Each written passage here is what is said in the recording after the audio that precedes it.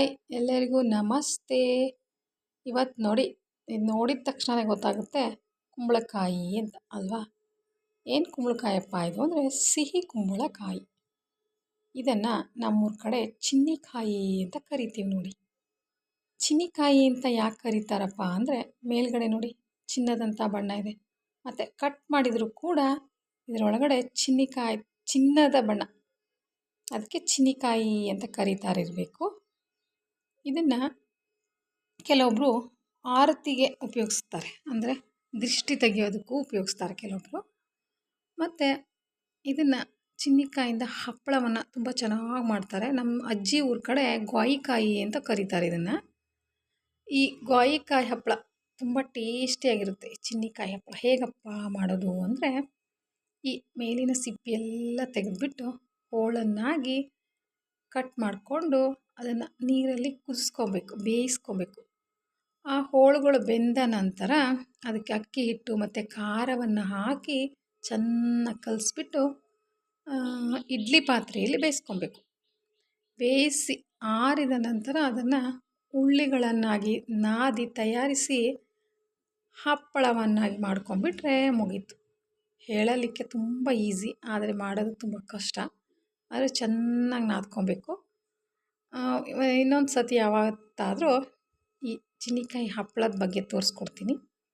ಮತ್ತು ಏನಪ್ಪ ಅಂದರೆ ಇದರಿಂದ ಬಜ್ಜಿ ತುಂಬ ಚೆನ್ನಾಗಾಗುತ್ತೆ. ಚಿನ್ನಿಕಾಯಿ ಬಜ್ಜಿ ಇದು ರೊಟ್ಟಿಗೆ ಮತ್ತು ಎಲೆ ಕಡುಬು ಮತ್ತು ಚಿನ್ನಿಕಾಯಿ ಬಜ್ಜಿ ಅಂದರೆ ಸಖತ್ತಾಗಿರುತ್ತಂಗೆ. ಬಾಯಲ್ಲೆಲ್ಲ ನೀರು ಬರುತ್ತೆ ನೋಡಿ, ಅಷ್ಟು ಚೆನ್ನಾಗಿರುತ್ತೆ ಬಜ್ಜಿ. ರೊಟ್ಟಿಗೂ ಅಷ್ಟೇ ತುಂಬ ಚೆನ್ನಾಗಿರುತ್ತೆ. ಮತ್ತೇನಪ್ಪ ಅಂದರೆ ಇದನ್ನು ಹೋಳುಗಳನ್ನು ಬೇಯಿಸ್ತೀವಲ್ವ, ಹೆಚ್ಚಿಕೊಂಡು ಹೋಳುಗಳನ್ನು ಬೇಯಿಸಿದಾಗ ಅದನ್ನು ಹಾಲು ಮತ್ತು ಸಕ್ಕರೆ ಜೊತೆ ತಿಂದಾಗ ಅದೊಂಥರ ಟೇಸ್ಟಿಯಾದ ಒಂದು ಸಿಹಿ ತಿನಿಸು ಆಗುತ್ತೆ ನೋಡಿ. ನೀವು ಒಂದು ಸಾರಿ ಟ್ರೈ ಮಾಡಿ ತಿಂದು. ಮತ್ತು ಈ ಸಿಹಿ ಕುಂಬಳಕಾಯಿಂದ ಸಾಂಬಾರಿಗೆ ಹಾಕಿದರೆ, ಬೇಳೆ ಸಾಂಬಾರು ಮಾಡ್ತೀವಲ್ವ, ಆಗ ಕಟ್ ಮಾಡಿದ ಹೋಳುಗಳನ್ನು ಆ ಸಾಂಬಾರಿಗೆ ಹಾಕಿಬಿಟ್ರೆ ಸಾಂಬಾರಂತೂ ಅದ್ಭುತವಾದ ಟೇಸ್ಟ್. ಕೆಲವೊಂದು ದೇವಸ್ಥಾನಗಳಲ್ಲಿ ಹಾಕಿರ್ತಾರೆ ನೋಡಿ, ಧರ್ಮಸ್ಥಳ ಅಲ್ಲೆಲ್ಲ ಹೋದಾಗ ಹಾಕಿರ್ತಾರೆ ಈ ಕುಂಬಳಕಾಯಿ ಹೋಳುಗಳಿರ್ತವೆ ನೋಡಿ. ತುಂಬ ಟೇಸ್ಟಿ ಇರುತ್ತೆ ಆ ಸಾಂಬಾರು. ನೀವು ಒಂದು ಸತಿ ಈ ಥರ ಮಾಡಿಕೊಳ್ಳಿ, ಓಕೆನಾ. ಈ ಸಿಹಿ ಕುಂಬಳಕಾಯಿ ಉಪಯೋಗಗಳನ್ನು ತಿಳಿಸಿದ್ದೀನಿ ನೋಡಿ. ಎಷ್ಟೆಲ್ಲ ಉಪಯೋಗ ಇದೆ ಈ ಕುಂಬಳಕಾಯಿಂದ. ಒಂದು ಕುಂಬಳಕಾಯಿದು ಬಿಟ್ಟರೆ ಎಲ್ಲ ಅಡುಗೆಗೂ ಹಪ್ಪಳಕ್ಕೂ ಎಲ್ಲ ಸಿಹಿ ತಿನಿಸು ಕೂಡ ಮಾಡ್ಬೋದು. ಮತ್ತು ತುರಿದಿರುತ್ತಲ್ವ, ತುರಿದಿರೋದನ್ನು ಕೂಡ ಒಂದು ಸಿಹಿ ಜಾಮ್ ಥರ ಮಾಡ್ಕೊಬೋದು, ಕುಂಬಳಕಾಯಿ ಜಾಮ್ ಅಂತ. ನಾನು ಅದು ಮಾಡಿದ್ದೀನಿ, ಯಾವತ್ತಾದರೂ ತೋರಿಸ್ಕೊಡ್ತೀನಿ, ಓಕೆನಾ.